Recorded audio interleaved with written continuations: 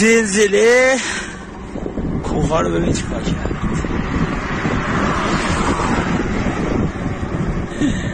ماشینا رو داشت میکوبید. چنین چیزی من تا حالا تو عمرم ندیده بودم.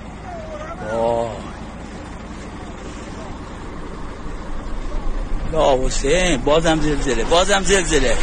یا ابوالفضل، یا ابوالفضل.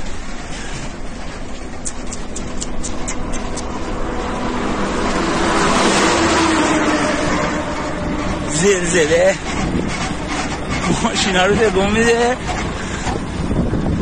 کوها رو داره میخوابونه. زلزله بود. غربا dağıtırdı değerli eşya olan.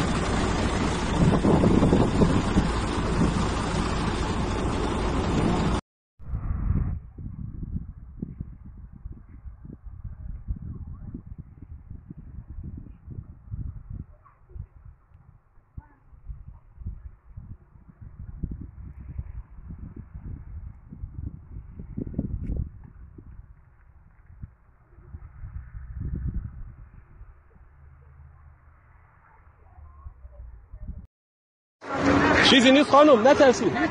چیزی نیست.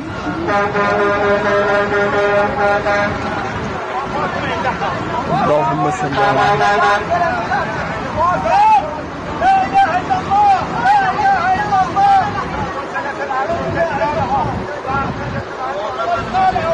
اللهم صل